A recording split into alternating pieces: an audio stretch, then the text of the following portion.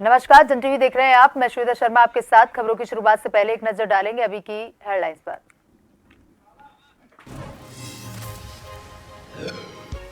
विकसित भारत संकल्प यात्रा अभियान, लोकसभा सांसद अजय टम्टा ने प्रचार वाहनों को किया रवाना। पिथौरागढ़ में 22 करोड़ की सौगात, पीएम और सीएम ऑनलाइन जुड़े।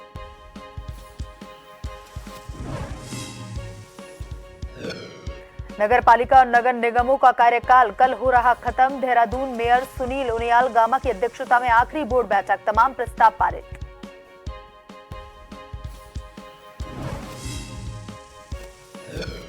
नवनियुक्त डीजीपी अभिनव कुमार ने संभाली कमान। डीजीपी ने बताई प्राथमिकताएं, कहा अगर कोई हो गड़बड़ी तो खुलकर आलोचना कर सकती है मीडिया।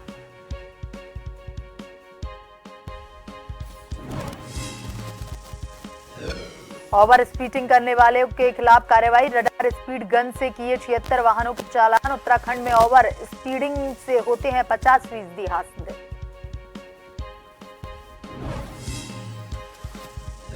देहरादून पुलिस को बड़ी सफलता, 10 लाख की चोरी की वारदात का खुलासा। पूर्व ड्राइवर ने की थी वारदात, आरोपी अरेस्ट, माल भी जब्त।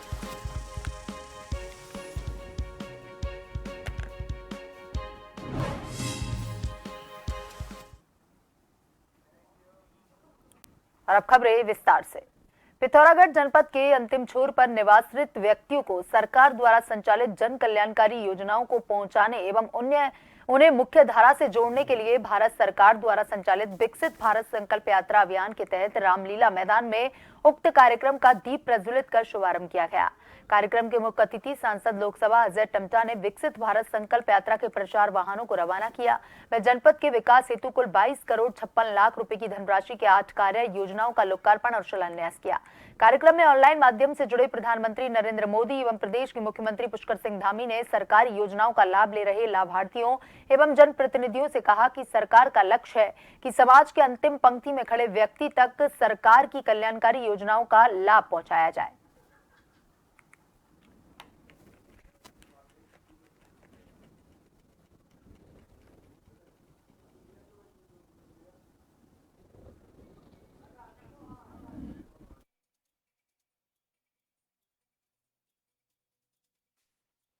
खबर पिथौरागढ़ से है, जहां विकसित भारत संकल्प यात्रा कार्यक्रम विकास खंड कार्यालय में विधायक फकीर राम टम्टा ने के नेतृत्व में किया गया, जिसमें यात्रा वाहन के माध्यम से प्रधानमंत्री नरेंद्र मोदी ने केंद्रीय योजनाओं के लाभार्थियों से संवाद किया।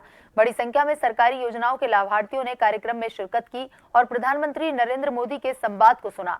इस मौके पर विधायक फकीर राम टम्टा और ब्लॉक प्रमुख ने विनीता वाफेला ने भारत संकल्प यात्रा के तहत प्रचार वाहनों को हरी झंडी दिखाकर रवाना किया।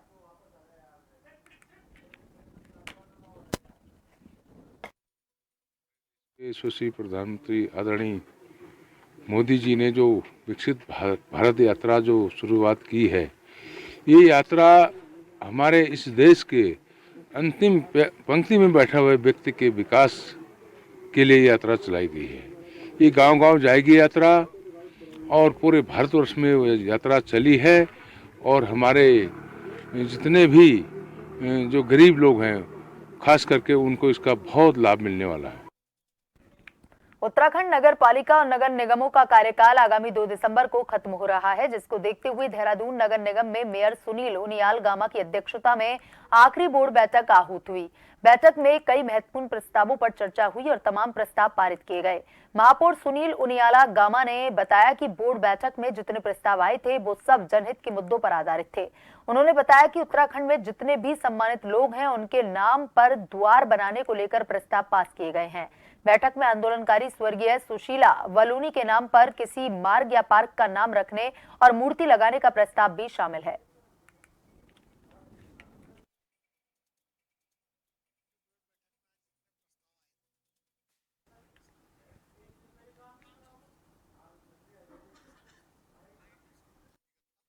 कोई द्वार के थे, जैसे हमारा गुरु रामराय दरबार का उनके द्वार के थे, उनके नाम के थे। ऐसी हमारे सुशीला बलोनी जी के मूर्ति का था, उनके द्वार का था। ऐसे हमारे जो स्वतंत्रता सेनानी हैं, ऐसे हमारे उत्तराखंड राज्य आंदोलनकारी के शहीद हैं, ऐसे ही हमारे जितने भी इस उत्तराखंड में जो लोग सम्मानित लोग हैं। देहरादून में ओवर स्पीडिंग और रेश ड्राइविंग को रोकने के लिए परिवहन विभाग द्वारा लगातार प्रयास किए जा रहे हैं। विभाग द्वारा इसको एक अभियान के रूप में चलाया जा रहा है और इस अभियान के तहत ओवर स्पीडिंग करने वाले वाहनों को ब्लैक लिस्ट कर वाहन चालकों का लाइसेंस भी सस्पेंड किया जा रहा है। और इसी क्रम में परिवहन विभाग ने देहरादून हरिद्वार मार्ग पर ओवर स्पीडिंग करने वालों के खिलाफ चालानी कार्रवाई की है। इस दौरान परिवहन विभाग ने रडार स्पीड गन की मदद से करीब 76 वाहनों के चालान किए।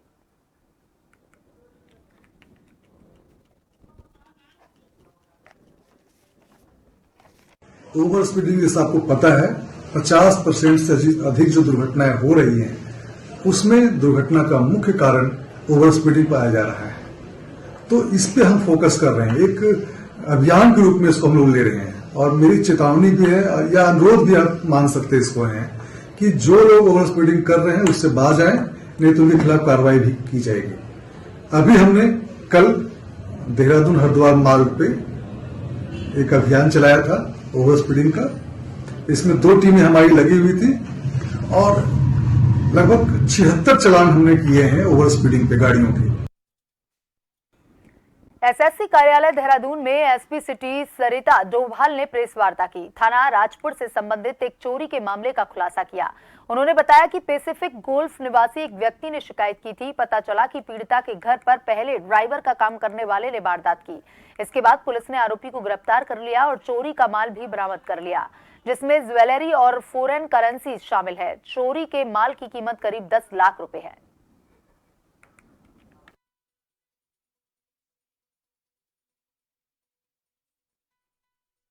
तारीख को जो वादी हैं उनके द्वारा एक एप्लीकेशन दी गई जिसमें उनके द्वारा बताया गया कि वो पैसिफिक गोल्फ में रहते हैं और 26 तारीख को जब अपने घर से बाहर गए हुए थे तो उनके घर में चोरी हो गई थी। इस संबंध में मुकदमा पंजीकृत किया गया।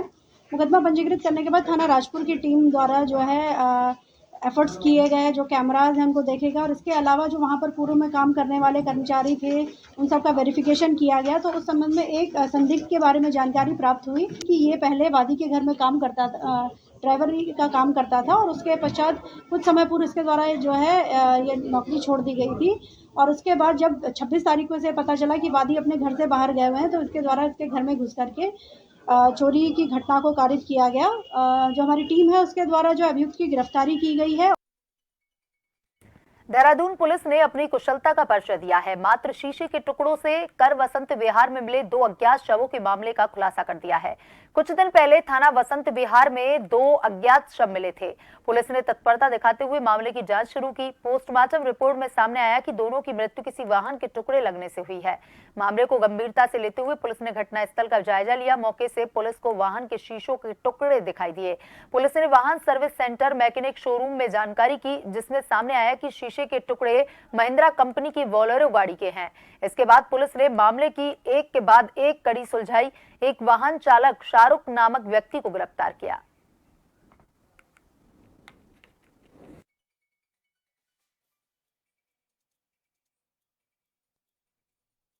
ये 26/11 को दरू चौक वसंत विहार में टी स्टेट पड़ता है। वहाँ पर एक महिला और एक पुरुष की डेड बॉडी गूल में मिली थी सड़क के किनारे। चूँकि जिस परिस्थितियों में शव मिला था सनसनीखेज मामला था, लेकिन कहीं भी इन्वेस्टिगेशन में ऐसे क्लू नहीं आ रहे थे कि जो किसी अन्य साजिश या किसी अन्य अपराध की ओर इंगित करते हो। तो एक डेडिकेटेड टीम हमारी थाने और एसओजी की जो लगातार इसमें लगी हुई थी।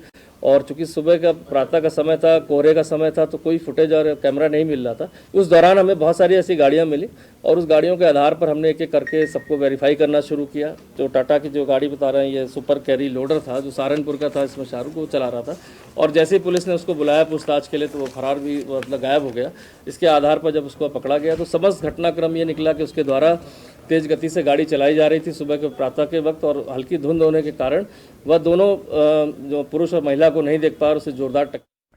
30 नवंबर को पूर्व डीजीपी अशोक कुमार का कार्यकाल खत्म होने के बाद नवनियुक्त डीजीपी अभिनव कुमार ने उत्तराखंड पुलिस महानिदेशक की कमान संभाल ली है। चार्ज लेने के बाद डीजीपी अभिनव कुमार ने मीडिया से रूबरू होते हुए अपनी प्राथमिकताएं बताई। साथ ही उनके द्वारा मीडिया से पुलिस विभाग की खुलकर आलोचना करने की बात भी की गई।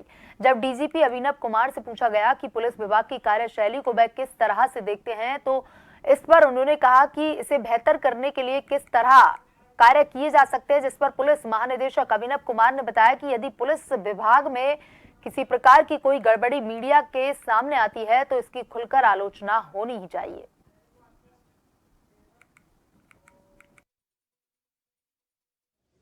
हमारी लगातार आप हमारे क्रियाकलापों पे दृष्टि रखिए। हमें हमारी हमारी कमी पाए उसकी बिल्कुल खुल के आप लोग आलोचना करिए, कोई दिक्कत नहीं है। हम उसको मतलब एज अ पॉजिटिव थिंग लेते हैं। और बस यही है, आपसे बस यही आग्रह होगा कि कोई बायस के साथ कवरेज नहीं होना चाहिए या किसी दुराग्रह या पूर्वाग्रह के साथ कवरेज नहीं होना चाहिए। आप बिल्कुल दृष्टि। और मैं अगर ये कहूँगा डीजीपी कि नहीं 100% पुलिस जो भी काम कर रही है आज की तारीख में 100% परफेक्ट काम कर रही है। मैं समझता हूँ कोई किसी भी क्षेत्र में कोई भी डिपार्टमेंट या कोई भी निजी एजेंसी भी कौन है जो 100% परफेक्शन के साथ काम कर लेती है। जनपद उत्तरकाशी का आजाद मैदान, जो कि केवल नाम से ही आजाद है, पर इस मैदान की रखरखाव के अभाव में दयनीय हालत हो गई है। मैदान पर जहां यहां की खेल प्रतिभाओं ने खेलना था, वहां अस्थायी पार्किंग की जा रही है। बाकी जगह पर अवैध अतिक्रमण कर ठेलियां लगाई जा रही हैं। मैदान पर बड़े बड़े गड्ढे भी हो रखे हैं।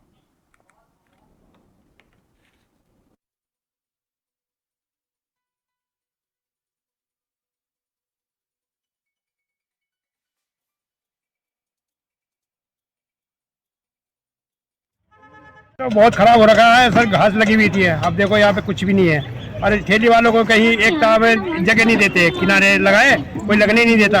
हमें एक साइड दे दो जगह, अपना वहीं खुश है हम तो। अब देखो यहाँ क्या हाल हो रखा, फिर में गाड़ी हो रखी है।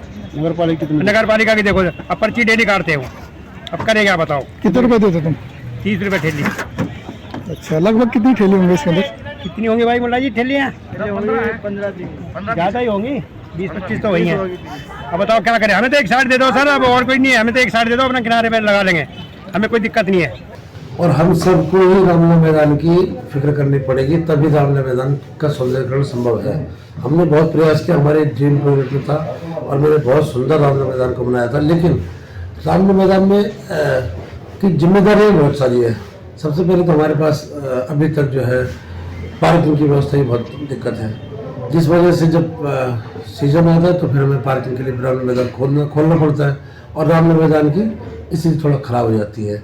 बहुत बड़ी कमजोरी है प्रशासन की, इसके बारे में तो कुछ भी कहना बेकार है, क्योंकि इसके लिए कई बार प्रयास किए गए, कई संगठनों के द्वारा भी प्रयास किए गए, लेकिन कोई भी प्रयास सफल नहीं होता है।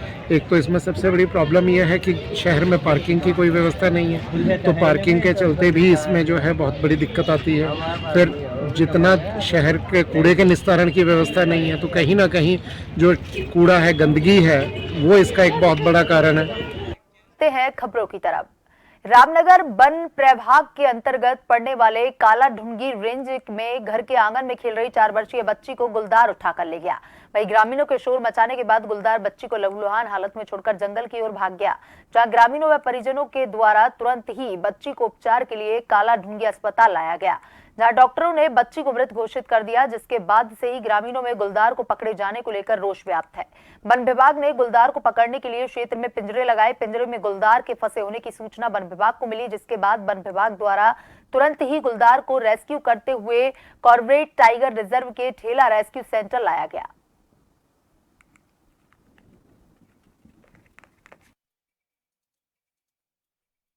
ये लगभग 20 दिन पहले जो घटना हुई थी काला ढूंगी में, जहाँ पे एक 5 साल की बच्ची पे हमला हुआ था, तो उस लेपर्ड को हम रेस्क्यू करने का ऑपरेशन लगातार चल रहा था। तो आज सुबह के दिन हम उस लेपर्ड को एक हमारे केज में कैप्चर कर लिया है और उसको अभी बेला रेस्क्यू सेंटर में उसको ट्रांसफर किए हैं। जब तक उसका सैंपल लिए हैं और जब तक उसका सैंपल अभी हैदराबाद भी उस सैंपल को भेज दिया गया है, और जब उसका रिजल्ट आ जाएगा उसके बाद हम नेक्स्ट प्रोसीजर।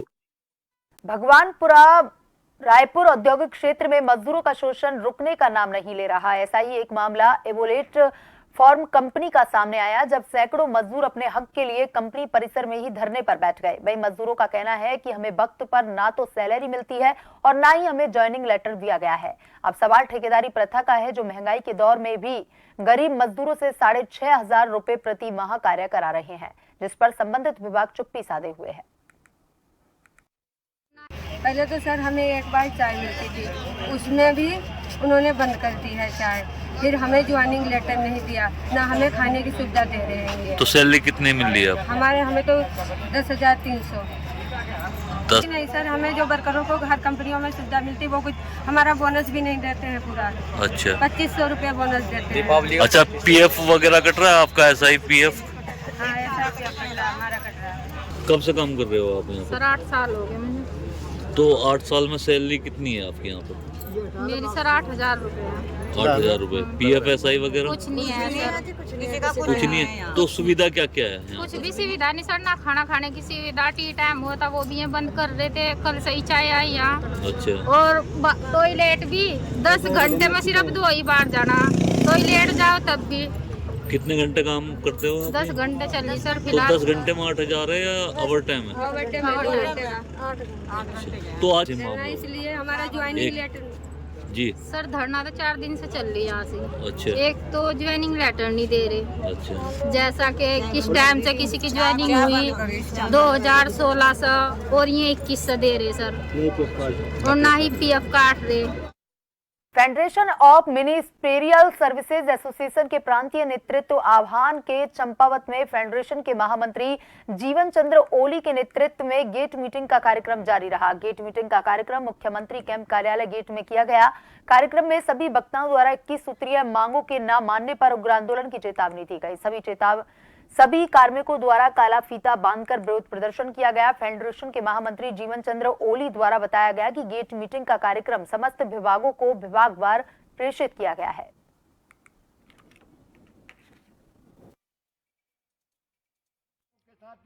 यह आंदोलन सरकार द्वारा हमें आंदोलन के लिए मजबूर किया गया है।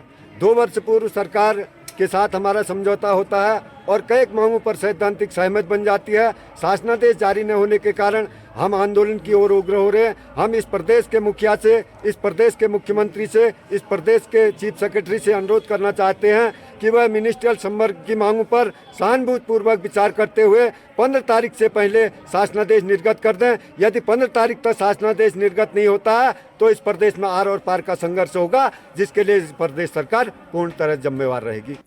उत्तर प्रदेश सिंचाई विभाग के अधिकारियों की देखरेख में बनने वाली सड़क में रेशों के मुताबिक कार्य न होने की स्थानीय लोगों ने शिकायत की है। स्थानीय लोगों का कहना है कि हाल ही में 2 साल पहले इस सड़क को बनाया गया था, लेकिन वह 2 साल भी नहीं चल पाई, जबकि इस सड़क पर कोई भी भारी वाहन नहीं गुजरते। अब भी 55 किलोमीटर के इस मार्ग के लिए 8 करोड़ रुपए का बजट अधिकारियों को प्राप्त हुआ, लेकिन आनन फानन में उत्तर प्रदेश के कुछ ठेकेदारों द्वारा इस सड़क का निर्माण कर दिया गया। वहीं इस संबंध में कोई भी सिंचाई विभाग का अधिकारी सड़क के संबंध में कोई भी जानकारी नहीं देना चाहता। जो मंगलौर से और रुड़की के बिल्कुल मध्यम है, और वहाँ दिक्कत यह है कि जो सड़क बनाई जा रही है नहर की पट्टी, वो बिल्कुल ख़राब मटेरियल से बनाई जा रही है। सरकार का भी नुकसान है और आम जनता का भी नुकसान है। उसमें ठेकेदार का पूरा मिलीभगत है और सारी सड़कें ख़राब हो जाएंगी कुछ ही दिनों के बाद। कोई भी मटेरियल उसमें सही नहीं गिरा जा रहा। जो भी टेंडर जितने भी कॉस्ट का हुआ है उसमें से 25% भी नहीं वहाँ खर्च किया जा रहा। लोहाघाट नगर में कार पार्किंग की समस्या को देखते हुए गुरुवार को मुख्यमंत्री पुष्कर सिंह धामी ने चंपावत जिले के लोहाघाट नगर के गैस गोदाम में 2 करोड़ 94 लाख रुपए की लागत से बनने वाली मल्टी स्टोरी कार पार्किंग का वर्चुअल माध्यम से शिलान्यास कर लोहाघाट नगर की जनता को कार पार्किंग का शानदार तोहफा दिया। वहीं लोहाघाट नगर पालिका अध्यक्ष गोविंद वर्मा ने समस्त नगर वासियों की ओर से मुख्यमंत्री धामी का आभार जताते हुए कहा कि नगर की कार पार्किंग की समस्या को उनके द्वारा मुख्यमंत्री के सम्मुख रखा गया था, जिस पर मुख्यमंत्री ने तत्काल संज्ञान लेते हुए नगरवासियों को कार पार्किंग का तोहफा दिया। उत्तराखंड सरकार माननीय पुष्कर सिंह धामी को बहुत बहुत धन्यवाद देना चाहूँगा।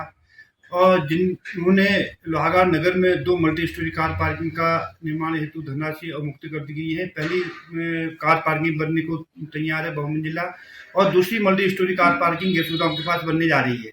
जो गैस गोदाम है वो शिफ्ट होगा और वहाँ पर को मल्टी स्टोरी कार पार्किंग बनेगी, जो जिसकी लागत 2,94,00,000 होगी। और जो लोहागार नगर की आए दिन जाम की स्थिति थी, उसको देखते हुए नगर पालिका ने भी अपने प्रयासों से 6 निःशुल्क कार पार्किंग का निर्माण किया है और 2 मल्टी स्टोरी कार पार्किंग बनने को जा रही है। एक तो बनने को तैयार है, दूसरी गैस गोदाम के बाद आज उसकी वर्चुअली उसका शिलान्यास है। भूमि विकसित भारत संकल्प यात्रा कार्यक्रम आयोजित किया गया, जिसमें सांसद आदर्श ग्राम जीवन वाला की पंचायत घर फतेहपुर में से आयोजित किया गया। केंद्रीय राज्य मंत्री भानु प्रताप सिंह वर्मा ने कार्यक्रम में शिरकत की। वहीं प्रधानमंत्री नरेंद्र मोदी ने केंद्रीय योजनाओं के लाभार्थियों से संवाद स्थापित किया। बड़ी संख्या में सरकारी योजनाओं के लाभार्थियों ने कार्यक्रम में शिरकत की और इस अवसर पर तमाम सरकारी विभागों ने स्टॉल लगाकर सरकारी योजनाओं का प्रचार प्रसार किया।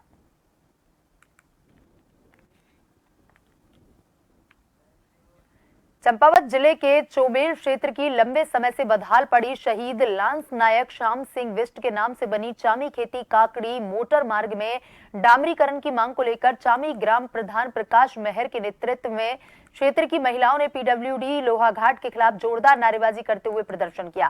साथ ही जल्द मांग पूरी न होने पर 2024 लोकसभा चुनाव सहित अन्य चुनाव के बहिष्कार की चेतावनी दी।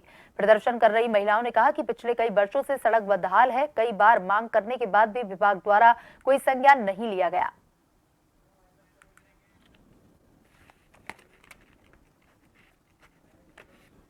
बुलेटिन में अभी तक के लिए इतना ही। बने रहिए जन टीवी के साथ। नमस्कार।